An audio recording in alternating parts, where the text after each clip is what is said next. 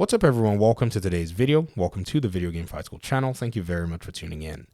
Yesterday, I made my video on Sean Layden's comments where he talked about console exclusives based on your single-player games are an Achilles heel, pretty much, or exclusivity is the Achilles heel for a game that exceeds the $200 million budget.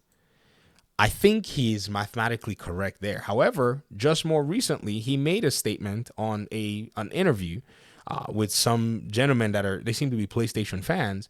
And in terms of PC day and date, he said that in his mind, it isn't worth the squeeze. Now, I'm kind of surprised because that statement to me, or to anybody who may be looking at the financial, aspects or the numbers, is in stark contrast to what he said from a financial, fiscal, economic perspective. We'll listen to this comment because I saw some people pointing out this comment on my video. And here's the truth, ladies and gentlemen. We don't need to appeal to authority to understand that this is a mathematical reality. Why? The market is already pulling and pushing to where it wants to pull and push. I'll explain that later. Let's listen to Layden's comments here with regard to this. So I don't see the same. There wouldn't be the same energy in my mind anyway to take a single player game and make it day and date on multiple platforms. That doesn't seem to be. The juice isn't worth the squeeze on that one. You're still better focusing it on your platform and saying, if you want to have the next Spider-Man experience, you're going to have it here. And but again, for the massive multiplayer games or certainly free-to-play games, the market dynamic is different from that. Okay, so market dynamics and perception. This is basically PlayStation's most, I would say their most valuable tool, which is perception. If you want to have this experience, you need to make sure that you come here. Let me give you an example of a very popular IP that did it in the more different way and have reaped the rewards and reaped the fruits of doing it the exact opposite. Are you ready? Hogwarts Legacy.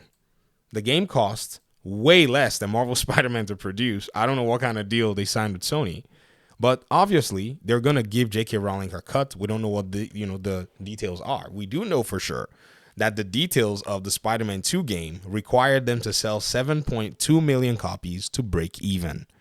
In the case of this game called Hogwarts Legacy, its biggest draw other than Harry Potter was also the fact that it had availability attached to it, hence putting the game in a position where it sold at least 22 million copies by this year anyways, and is more than likely going to keep selling down the line and will more than likely break all kinds of crazy records.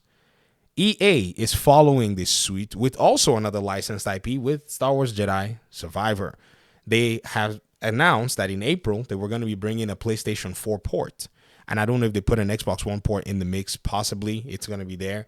And so why are these people doing this with licensed games that cost about that much to develop? Well, because you need sales, you need cash flow. If you think very carefully, you're not going to sit down and talk about this so-called conversation of, well, we're going to bring live service games, to multi-plat when single-player games, we're going to leave them, when in reality, the market has changed. When PlayStation took the stance of wanting to only bring live service games, to other platforms, what was going on there and is different from what's going on now. At the time, it was not even a fathomable thing that Microsoft, their direct competitor, will buy their biggest moneymaker, Call of Duty. Yes. You see, even on the PlayStation platform, you see, Sean, as much as, a lot of people in the industry, have respect for you and you have authority on these issues, you also have to admit that this comment was just to soothe PlayStation fanboys' worries. PlayStation is very good at messaging. If there's anything I have to give them, they know how to do messaging. Xbox, on the other hand, their messaging is not the greatest, but they're very good at actually taking futuristic steps to adjust to the market. This is why they basically stuck through the domination of PlayStation and now have basically leaped past them, because they pretty much are very good at understanding how the market will flow and hedging themselves with cash flow sources. This is a Microsoft thing.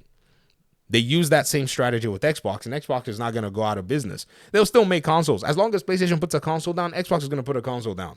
They know, because they need that pressure on their competitor, even if they eat a loss on it. That's just what the market is going to dictate. So at some point, it's who's playing chicken right now, who's going to blink first. And boy, I tell you, if the Sony CEO said that they need a more aggressive PC strategy, especially in the face of right now the layoffs that are going on in their own studios, then you have to basically take that with, a lot of seriousness. See, folks, this thing is eventually going to not be funny. See, at some point, investor money is going to go away. And, cash flow streams are going to be the most important thing. At the same time, what has made Nintendo very successful is basically the direct opposite of what is right now squeezing this juice that Mr. Layden is talking about, is squeezing PlayStation in the market. And that is the fact that they let most of the games published on their platform be third-party games. Sure, they're making maybe a 30% profit from it, but that is still not the same as what Nintendo is capable of actually getting from their own personal games, which make up about 70% or more of their own personal Nintendo titles. That's where the difference is.